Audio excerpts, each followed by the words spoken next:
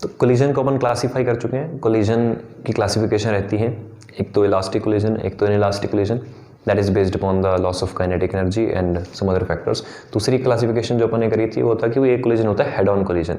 Head on collision में क्या होता है, जो लाइन ऑफ इम्पैक्ट होती है, कोलाइडिंग बॉडीज की वेलोसिटी उस लाइन ऑफ इम्पैक्ट के ऊपर होती है, ठीक है। और जो ऑब्लिक कोलिजन रहेगा, ऑब्लिक कोलिजन में क्या होगा कि लाइन ऑफ इम्पैक्ट अपना ये है, लाइन ऑफ इम्पैक्ट मतलब जब ये बॉडीज टकराएंगी तो जो फोर्स ये एक दूसरे पर लगाएंगी उस लाइन पे होगा। किस लाइन पे होगा, लाइन ऑफ इम्पैक्ट पे होगा। और अगर कोलाइडिंग बॉडी में से किसी भी एक बॉडी का वेलोसिटी लाइन ऑफ इम्पैक्ट पर नहीं है, टेढ़ा है, जैसे कि इस केस में है, तो इस केस में अपन ने क्या करा, दोनों बॉडीज की वेलोसिटी लाइन ऑफ इम्पैक्ट से हट के बना दी थोड़ी सी। तो ये बॉडी का वेलोसिटी इधर है, ये बॉडी का वेलोसिटी इधर है, and when they will collide the line of impact will be this. ये अपन फाइंड कर लेते हैं कुछ कंडीशन से, ठीक है। तो अब ऐसे कोलिजन को बोला जाता है ऑब्लिक कोलिजन। तो ऐसे कोलिजन को सॉल्व करने के लिए अपने पास सिनेरियो क्या रहता है, वो अपन डिस्कस करने वाले हैं। तो जो इंपॉर्टेंट टर्मिनोलॉजीज हैं इस कोलिजन के लिए वो अपने पास ये बैठती है कि जो भी अपने पास बॉडीज़ हैं, लेट्स से एक ये बॉडी है और एक ये बॉडी है, तो लाइन ऑफ इम्पैक्ट ड्रॉ कर लेनी है। अब इस लाइन ऑफ इम्पैक्ट के 90 डिग्रीज पर एक लाइन ड्रॉ कर लेनी है अपने, ठीक है, दोनों बॉडीज के लिए। तो इस लाइन को बोला जाता है या तो लाइन ऑफ इम्पैक्ट या फिर इसको बोलते हैं कॉमन नॉर्मल। और ये जो चीज़ होती है वो होती है कॉमन टेंजेंट। तो इसको अपन लिख सकते हैं कॉमन टेंजेंट, इसको अपन लिख सकते हैं कॉमन नॉर्मल। तो जो इम्पैक्ट लगता है वो कॉमन नॉर्मल पर लगता है, क्योंकि जब बॉडीज टकराती हैं तो एक दूसरे पर जब वो फोर्स लगाती हैं तो वो नॉर्मल रिएक्शन वाला फोर्स होगा, तो उस लाइन पे आता है जहाँ पे उनका कॉमन नॉर्मल बैठेगा। सेकेंड प्रोसेस जो अपने को करना होता है वो क्या करना होता है, इन वेलोसिटीज़ को ब्रेक कर लेना है, ठीक है, इसके कंपोनेंट्स बना लेने हैं। तो जब मैं इसके कंपोनेंट्स बनाऊंगा तो ये वेलोसिटी मेरे पास निकल के आएगी v1 sin θ1, और इधर जो वेलोसिटी मेरे पास निकल के आएगी that is v1 cos θ1। Similarly for the other body, and for the other body what will get is, इस डायरेक्शन में मेरे को मिलेगा v2, इधर क्या कंपोनेंट जाएगा sin θ2, और इस तरफ जो कंपोनेंट मेरे पास आएगा that will be v1 cos v2 है ना, v2 है ये, v2 cos θ2। अब बहुत ही ज़्यादा ज़रूरी बात अपने को यहाँ पे करनी है। तो वो ज़रूरी बात क्या है कि जो होता है कॉमन टेंजेंट, कॉमन टेंजेंट पर लाई करने वाली वेलोसिटीज़ जो हैं वो चेंज नहीं होती। चेंज क्यों नहीं होती, क्योंकि उस डायरेक्शन में कोई भी इम्पल्स या फोर्स इस बॉडी को मिलता ही नहीं है। तो जब ये बॉडीज टकराएंगी तो इनको फोर्स किस डायरेक्शन में मिलेगा, कॉमन नॉर्मल पे। तो इस बॉडी को जब कॉमन नॉर्मल पे कोई फोर्स मिलेगा तो इसको बदलेगा, इस बॉडी को कॉमन नॉर्मल पे जब इधर से धक्का मिलेगा या फोर्स मिलेगी कुछ तो इसको बदलेगी। तो these two will remain unchanged. तो अपने को प्रोसीजर क्या फॉलो करना होगा इसमें, ठीक है। तो ये डायग्राम जो मैंने बनाया है दिस इज बिफोर कोलिजन। अब आफ्टर कोलिजन का डायग्राम बनाना है। तो आफ्टर कोलिजन में भी क्या करो, बिल्कुल सेम स्ट्रक्चर बना लेते हैं। तो इस बार मैं बॉडीज को शो नहीं कर रहा, we will draw them just like a point, ठीक है। तो ये दोनों बॉडीज को मैंने ड्रॉ कर लिया। अब क्या करना है, जो तो ये चीज़ है इसको वैसे ही छोड़ दो क्योंकि ये बदलता नहीं है। तो बिफोर कोलिजन जो मिलेगा वो सेम होगा आफ्टर कोलिजन। क्या कहा मैंने, जो बिफोर कोलिजन होगा वही चीज़ होगी आफ्टर कोलिजन। किस लाइन पे, कॉमन टेंजेंट पे। तो कॉमन टेंजेंट पे मेरे को जो मिला मैंने एज इट इज कॉपी कर दिया।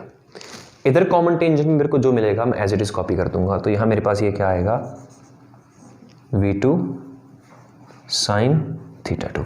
इसके बाद क्या करें सर, इसके बाद जो है कॉमन नॉर्मल, उस पर कोलिजन होगा। तो इफेक्टिव कोलिजन जो होता है वो सिर्फ कॉमन नॉर्मल पे होता है। तो अपन क्या करेंगे, अपन इसको लिख देंगे कि लेट से मेरे को ये मिला फाइनल v1, ठीक है। तो v1 को अपन इसको क्या लिखते हैं, थोड़ा कैपिटल कर देते हैं ताकि अपन इसको डिस्टिंग्विश कर सकें। तो v1 और यहाँ ये मेरे को मिलेगा कैपिटल v2, ठीक है। अपने अज्यूम कर लिया। तो अपन ने अज्यूम क्या करा, अपन ने अज्यूम करा कि जब इस बॉडी की टक्कर हुई तो इसका v1 cos θ1 चेंज होके v1 हो गया और इसका v2 cos θ2 चेंज होके v2 हो गया। तो इसकी डायरेक्शन मैंने इधर अज्यूम करी है, बट मेरे को पता नहीं है कोलिजन के बाद इसकी डायरेक्शन क्या आने वाली है। वो जब अपन इसको सॉल्व करेंगे तो अपने को पता चल जाएगा कि v2 इधर आना चाहिए या उधर आना चाहिए। तो this is just an assumption कि v1 and v2 are like this. Now apply conservation of momentum and the coefficient of restitution along the common normal. जो अपन ने हेड ऑन कोलिजन के साथ किया था एग्जैक्ट सेम चीज अपने को करनी है ऑब्लिक कोलिजन के साथ, बट ओवरऑल नहीं, सिर्फ कॉमन नॉर्मल पे।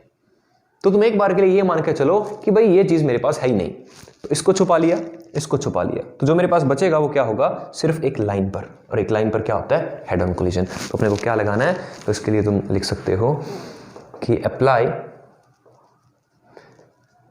Conservation of momentum and coefficient of restitution along the line of impact which is what the common normal। तो हम इसको लगाते हैं, तो ध्यान से देखना जरा। तो इस बॉडी का मास है मेरे पास m1 और इस बॉडी का मास है मेरे पास m2। तो इनिशियल मोमेंटम क्या है, तो initial momentum is equal to final momentum. तो इनिशियल मोमेंटम है m1 v1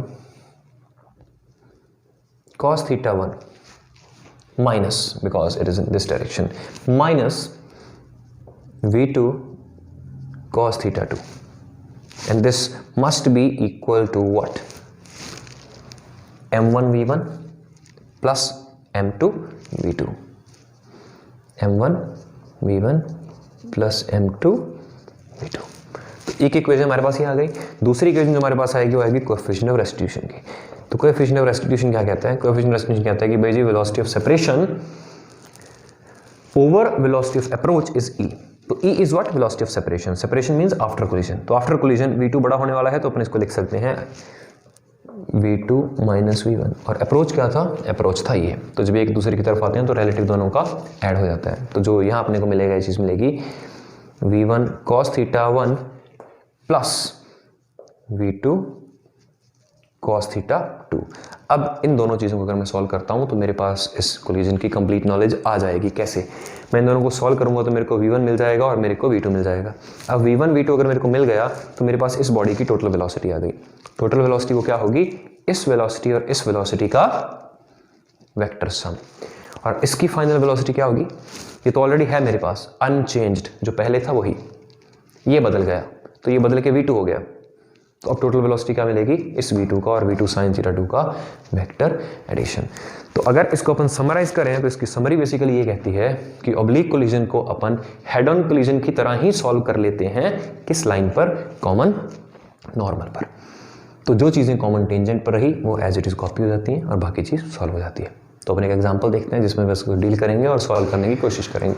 क्वेश्चन अपने पास ऐसा है, दो बॉडीज गिवन है, दोनों का मास गिवन है। एक बॉडी मेरे पास रेस्ट पे है ऑलरेडी, और दूसरी जो बॉडी है उसकी मेरे को वेलोसिटी गिवन है और उसकी वेलोसिटी का एंगल गिवन है। और जबकि मेरे को दिख रहा है कि लाइन ऑफ इम्पैक्ट जो मेरे को गिवन है क्वेश्चन में ऑलरेडी वो यहाँ जा रही है और ये वेलोसिटी उस लाइन पे नहीं है, थोड़ी सी इंक्लाइंड है। तो ये कौन सा कोलिजन है, ये ऑब्लिक कोलिजन। ऑब्लिक कोलिजन को सॉल्व करने का प्रोसेस रहता है कि लाइन ऑफ इम्पैक्ट बना लेनी है, ये बना लीजिए, this is the line of impact, ठीक है।